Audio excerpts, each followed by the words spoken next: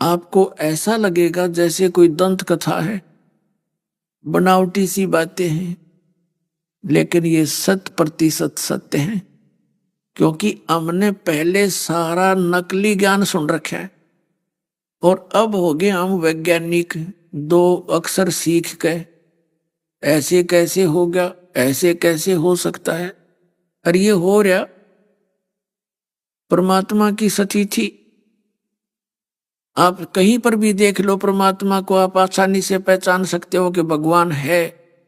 पर कोई जो ये साइंस के मास्टर मानते हैं कि कोई परमात्मा नहीं है, इनके विषय में गीता में कहा कि ये तो संसार का नाश करने के लिए उत्पन्न होते हैं ऐसे व्यक्ति, जो यूं कहते हैं कि ये संसार का कोई रचयिता नहीं है, कोई परमात्मा नहीं है, अपने आप ये मटेरियल से, जीवाणुओं से, परमाणुओं से अपने आप बनता बिगड़ता। ये परमाणु किसने दिए, ये कहां से आ गए परमाणु? तो पुण्यात्मा, ये तो मंदबुद्धि के लोगों का विचार है, जिनको हम इंटेलिजेंट समझते हैं अध्यात्म मार्ग में, वो माइनस है। अब जैसे अगस्त ऋषि के विषय में कि उन्होंने भक्ति शक्ति की सिद्धि आ गई। एक सिद्धि ऐसी है, 7 के 7 समुद्रों को और एक घूंट में पी लेती है, बीज रूप में सूक्ष्म कर लेता है। बताओ, या किसी का गला उतरा ही साइंस वाला के 7 जन भी ना उतरा, कितनी बात कर लो, और 100 की 100 सत्य है। तो पुण्यात्मा, और फिर वैसे वापस कुरला मार दिया, भर गए 7 समुद्र। तो परमात्मा अध्यात्म मार्ग में ये कुछ नकली भी ऋषि जो कलियुगी ये कहा करते, ये तो गपौड़ हैं, गपास्टिक हैं, इस तरह की बातें जो संसार के कर्म अनुकूल नहीं है, वो झूठ होती है। पुणात्मा परमात्मा किसे कहते हैं? वो तो हमारे जैसा हो गया, फिर जो कुछ नहीं कर सकता। अब जैसे हम देखते हैं, ये विशेषकर जो अपने आप को कम्युनिस्ट कहते हैं, वो तो पक्के नास्तिक हो लिए, वो नहीं मानते, कहते हैं वो तो बिल्कुल सही, ये कहते हैं कि ये कुछ नहीं है, बस नर मादा से जीव उत्पन्न होते हैं और खत्म हो जाते हैं, बस बात खत्म है। अपने आप प्रकृति यानी कुदरती स्वतः ही ये जन्म होते रहते हैं। अब हम छोटे छोटे पढ़ा करते थे, उसमें एक पंजाबी की कविता आती थी प्रार्थना रूप में। हम 4th कक्षा से पंजाबी पढ़ना शुरू करते थे, हरियाणा क्षेत्र वाले। हरियाणा नहीं था पहले, ज्वाइंट पंजाबी था, और पंजाबी कंपलसरी थी। तो उसमें हम कविता पढ़ा करते थे, आस्था भगवान की गढ़ी थी। कोई भी किसी भी स्टोरी कहानी में भगवान का बीच में छौंक होता, घनी स्वादिष्ट लगा करती थी वो कथाएं। तो क्या पढ़ा करते थे कि कई असंख्य बनाए बंदे, अकनक हथ लाए, एक दूजे दे नाल कोई भी रलदे नहीं रलाए।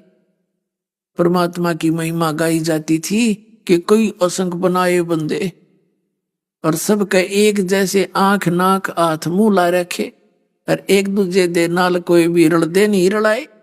क्या यह भगवान बिना हो सकता है?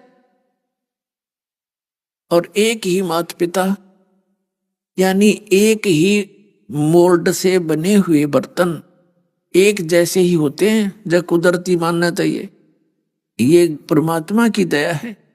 कितने इंसान है एक दूसरे से किसी की शक्ल नहीं मिलती है, बगैर भगवान के हो सकता है? उसका संदेश, उसका वचन काम करता है। और कौन सा वो माँ के गर्भ में बैठा है, गड़ाया बैठ के, जो उसका वचन है कि एक दूसरे के साथ रलेंगे नहीं, बस हो गया शुरू। ये सब काम वचन से होता है, परमात्मा की सब लीला वचन से हो रही है। जो उन्होंने जिस मटेरियल में जिस टाइप का वचन बोल दिया, वो उसी प्रकार क्रिया कर रहे हैं। जैसे एक वट वृक्ष है, वट वृक्ष बढ़ के बीज में, बीज कितना होता राई के समान, और उसको डाल दिया मिट्टी में, पानी डाल दिया, पौधा उगा कितना मोटा। और वट वृक्ष पूरे बरवाला में फैल जाता, उसने फैलन की जगह मिल जाता है। तो उस परमात्मा के वचन से ही किस वस्तु से और क्या बन जाता है। हमारा शरीर किस वस्तु से बनता है और आज हम किस रूप में इसको लिए फिर रहे, तो ये भगवान बिना नहीं हो सकता। ये कहने की बातें हैं, ये ऐसे होता है ऐसे हो जाता है। मालिक के वचन है, परमात्मा की हुई व्यवस्था है, उसी से सब कुछ हो रहा है। तो इस प्रकार इस नास्तिकता का भी अंत अब होगा, क्योंकि अभी तक हमने परमात्मा की जो कथाएं सुनी थी और भगवान ऐसी ऐसी लीला करता है, ऐसा अनहोनी करता है, हम सुना सुना करते थे, होती नहीं देखी, जिस कारण से हम उनको गपौड़ मानने लगे कि ये तो वैसे ही कहने की बातें नहीं। अध्यात्म मार्ग में किसी भी वस्तु को हम ये नहीं कह सकते, ऐसा नहीं हो सकता। परमात्मा के विधान में, परम अक्षर ब्रह्म की डिक्शनरी में इम्पॉसिबल वर्ड नहीं है। अब हम उसी प्रसंग पर आते हैं जहां से शुरू किया था। अब जब इन तीनों पुत्रों की उत्पत्ति होगी, ये युवा हो गए, इन तीनों को सचेत कर दिया। ब्रह्मा जी को एक कमल के फूल पर समुद्र के अंदर ब्रह्मलोक में एक बहुत बड़ा सरोवर है, बहुत बड़ा समुद्र है, मीठे और खारे जल का अलग अलग है। उसके कमल के फूल पर, और विष्णु जी को शेष नाग की सैया पर, और शिव जी को कैलाश पर्वत पर। फिर इन तीनों को इकट्ठा कर दिया किन्हीं भी कारणों से। जब ये तीनों इकट्ठे हो गए, तब ये ब्रह्मा जी ने श्री देवी पुराण के तीसरे स्कंद में अपने पुत्र नारद को ये ज्ञान सुनाया था, और नारद जी सुना रहे हैं व्यास जी को। तो क्या बताया ब्रह्मा जी ने कि बेटा नारद, जब मैं क्या बताऊं, जब मेरा जन्म हुआ, जब मैं उत्पन्न हुआ, मैं कमल के फूल पर बैठा था, और मुझे नहीं मालूम मैं इस अगाध जल में कहां से आ गया, मेरा कौन जनक है।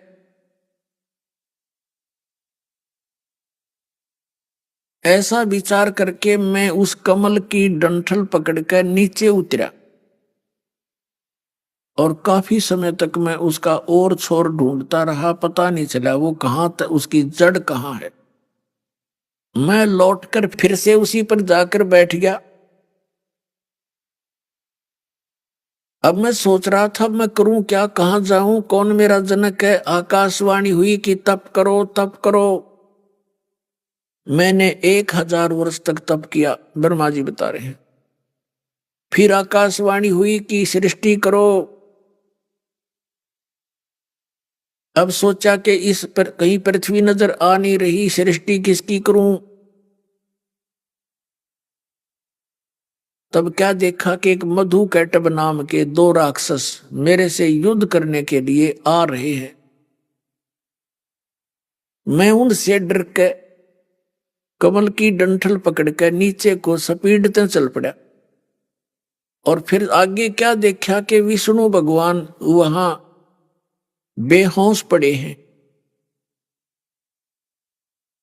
अब मेरी चिंता और बढ़ गई कि ये अगर मेरी मदद करता तो मेरा बचाव होता, ये कौन है, ये तो अचेत पड़ा है। इतने में उसके शरीर से एक औरत निकली, एक देवी निकली, और वो आकाश में स्थिर होगी। उससे निकलकर आकाश में ऊंचे पर मुझे दिखाई देने लगी, वो खड़ी होगी आकाश में। इतने में वो श्री हरि एन विष्णु जी जाग गए, होश में आ गए।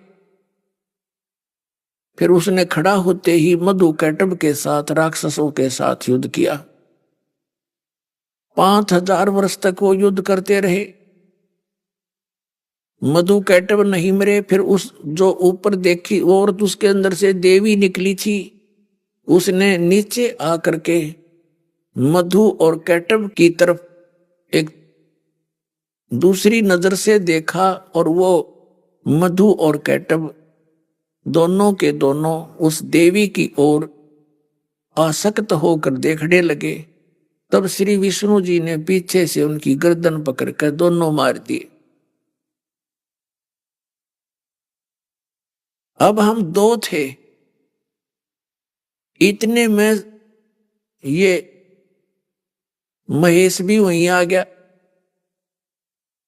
शंकर भी वहीं आ गया। हम तीनों को इकट्ठा देखकर जो देवी आकाश में श्री विष्णु से निकलकर खड़ी हुई थी, उसने कहा कि पुत्रों,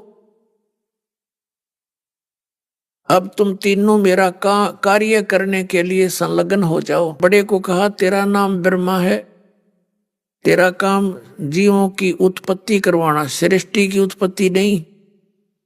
सृष्टि तो मालिक ने रच रखा, सारा संसार, सब ब्रह्मांड, सब जीव। इसके अंदर ऐसा गुण दे दिया कि जिसकी प्रेरणा से हम संतानों उत्पत्ति करते हैं, इसके गुण के प्रेसर। जैसे एक बार कहीं गैस का रिसाव हो गया था और गैस के रिसाव से उस क्षेत्र के सैकड़ों की संख्या में व्यक्ति बेहोश होकर मर गए थे। तो इसी प्रकार इन ब्रह्मा विष्णु महेश के शरीर से इनके गुणों की ऐसे वो किरणें यानी रेंज, उनकी जो रेज हैं वो निकल रही है, सूक्ष्म रूप में दिखाई नहीं देती। ये अपने अपने लोक में रहते हैं और वहां से इनकी जो उस निकल रही ये गुणों की जो प्रक्रिया है और इसका जो प्रभाव है, पृथ्वी लोक, पाताल लोक और स्वर्ग लोक तक प्रभावित करती है। यह थोड़ा सा बताना पड़ेगा। जैसे एक कमरे में, एक मकान में रसोई होती है, किचन, और किचन में मिर्चों का छोंक लग जाता है, तो वो जो स्थूल वस्तु, मूल वस्तु, साकार वस्तु तो मिर्च रसोई के अंदर है, और वहां से उनकी जो निकली वो प्रभाव का दूसरे मकान के अंदर भी बैठे हुए व्यक्तियों को छींकें आनी शुरू हो जाती हैं और उनके बस की बात नहीं, उन छींकों को रोक ले। तो ऐसे इन ब्रह्मा विष्णु महेश से निकल रही ये तरंगे तीन लोक के प्राणियों को प्रभावित करते हैं। जिसके ब्रह्मा जी से निकल रही रजोगुण की तरंगों से हम यहां संतानों उत्पत्ति, ये विवश है प्राणी प्रत्येक काम करण का। जैसे जिसके मिर्चों के छोंक की महक आगी, वो छींक आवेंगी, उसके बस की बात नहीं। तो यहां जीव का कोई रोल नहीं रह रहा, कठपुतली बना रखा है इस काल ने। तो वो संतानों उत्पत्ति करना और फिर यहाँ के ठाठ बाट जितनी उसकी सामर्थ्य है, न सोचा पता नहीं के बना लूं, कोठी बना लूं, कार बना लूं, और कति ठाठ बाट से रहूं और सारी बकवाद करूं, ये रजोगुण के प्रभाव से। और सतोगुण के प्रभाव से हमारी एक दूसरे में ममता, माता पिता में ममता, पति की पत्नी में, पत्नी की पति में, भाई में, बहन में, रिश्तेदारों में, संपत्ति में, ये जो मोह है ये जकड़ा हुआ है हमारे को। इसको सतिथि कहते हैं कि ये पड़े रहे, अड़े टके रहे, इन एक दूसरे पर आसक्त हो, उलझे पड़े रहे, ये रीजन है इसका। और भगवान शंकर के तो जॉब का पता है, संहार करता है, हमारे को मार कर अपने पिता के पास 1 लाख भेज देता है डेली।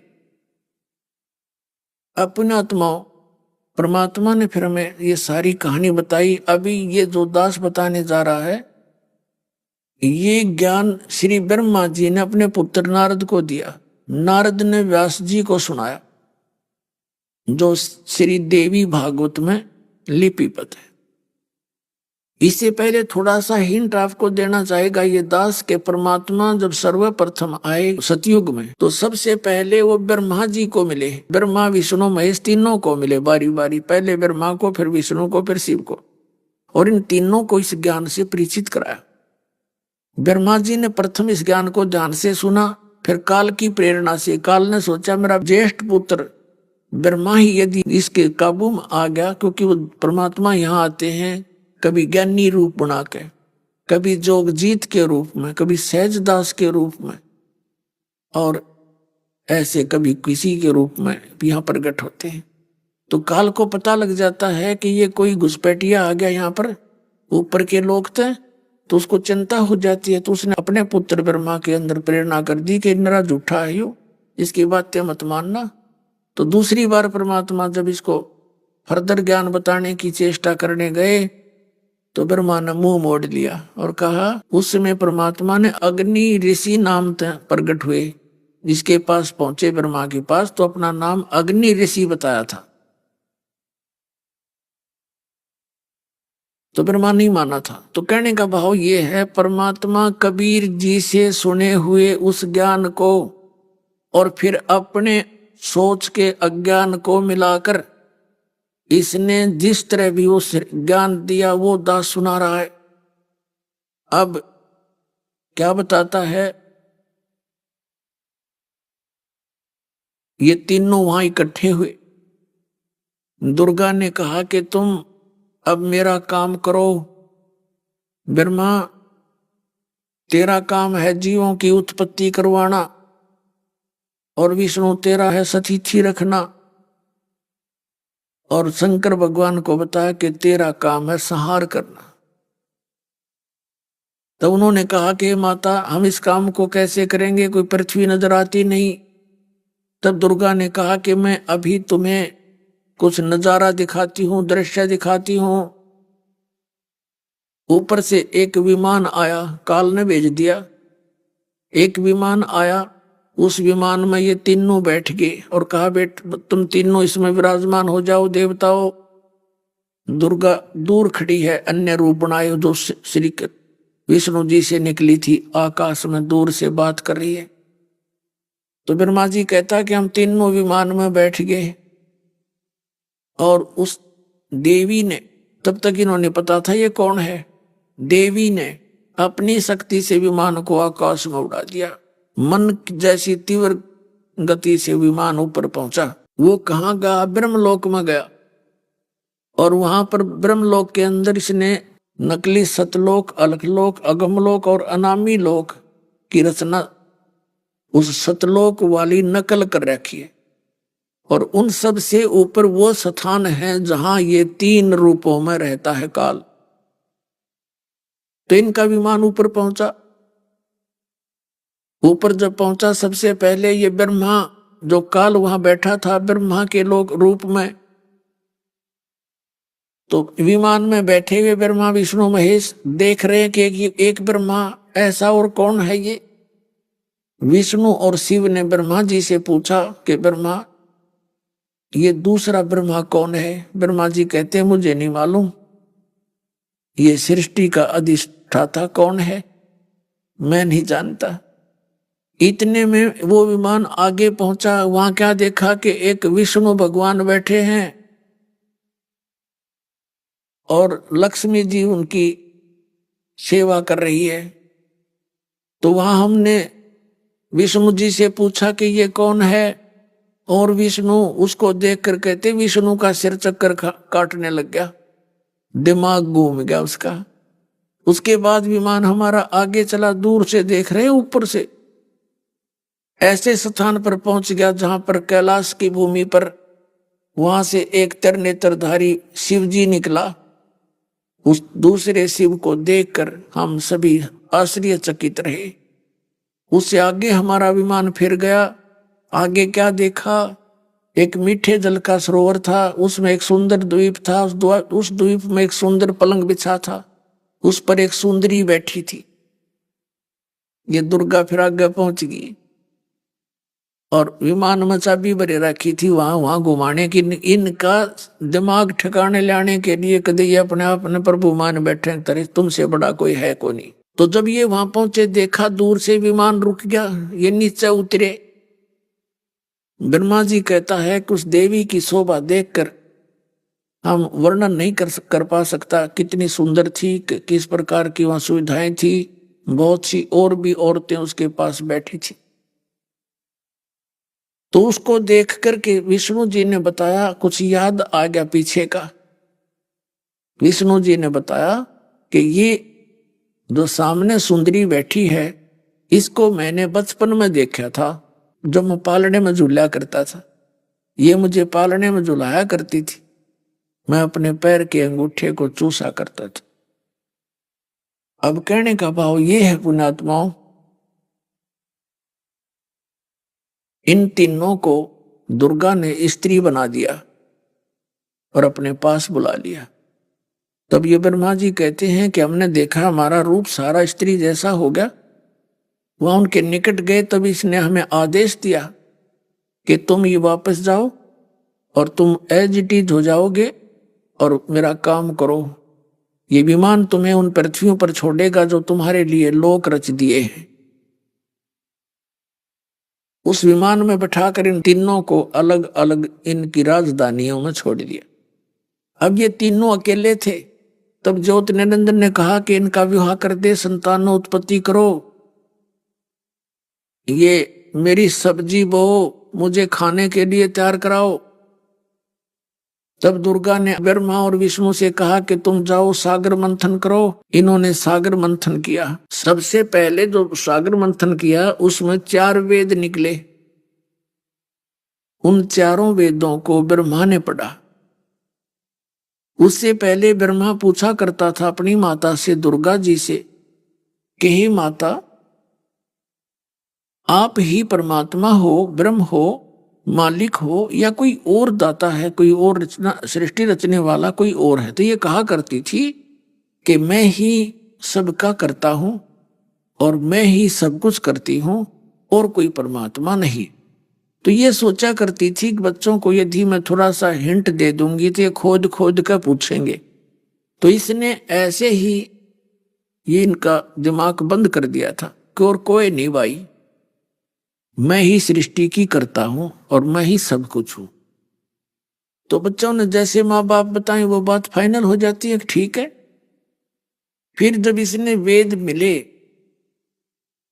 और इसने वेदों को पढ़ा, उसमें लिखा है कि पर सृष्टि का कर्ता तो कोई और है और वो नर आकार है, मनुष्य दृश्य है और उस पर बैठा है, सिंहासन पर विराजमान है। ब्रह्मा ने पहले पूछा कि माता ये क्या वस्तु है? पर माता ने बताया बेटा ये वेद है, ये ज्ञान है। तो ये किसने दिया है? कि गॉड गिवन है, परमात्मा ने दिया है। अच्छा माता, तो पढ़ो इसको। हाँ पढ़ ले बेटा। वो सारा संकेत काल से आता है, ज्योति निरंजन से दुर्गा वैसा ही करती है। उसने कहा था इसको कहो पढ़े, इसको मैं अंदर से प्रेरणा दे करके इसको ज्ञान दूंगा, अर्थ समझाऊंगा इसके। तो इसने पढ़ना शुरू किया। तो माँ से पूछा, माँ आप तो कह रही थी कि कोई और सृष्टि का कर्ता नहीं, आप ही सब कुछ हो, आपकी तो इसमें कोई स्थिति नहीं हो, तो भगवान कोई और है, इसमें लिखा है। तो दुर्गा ने कहा बेटा ऐसा कुछ नहीं है, जो मैं कहती हूँ वो सत्य है। तो फिर क्या ये वेद असत्य है? कि नहीं, वेद तो सत्य है भाई, क्योंकि भगवान का दिया हुआ ज्ञान है। तो ब्रह्मा ने कहा जब भगवान का दिया हुआ ज्ञान है तो ये असत्य नहीं हो सकता। अब माता तेरी बातों पर मुझे विश्वास हो गया। तो वो कहने लगी बेटा यदि तू साधना भी करेगा तो तुझे दर्शन नहीं देगा। उसने प्रतिज्ञा कर रखी है, उसने कह दी साफ है। तो ब्रह्मा को इस बात का अविश्वास हो गया कि माँ सारी झूठ बोलती है, पहले कुछ कह रही थी अब कुछ कह रही है, अब मुझे ये बहका रही है। तो कहने लगी माता नहीं, वेदों में लिखा है साकार है, नर आकार है, ऊपर के लोक में ध्रुवलोक के तीसरे पृष्ठ पर विराजमान है, नर आकार है, राजा की तरह देखा जाता है। तो माता ने बहुत मना किया पर वो मान्या नहीं कि मैं तो दर्शन करूंगा, साधना करूंगा, ओम नाम का जाप करूंगा और हठ योग, क्योंकि आकाशवाणी में मेडिटेशन की उसने कह दी थी तब करो।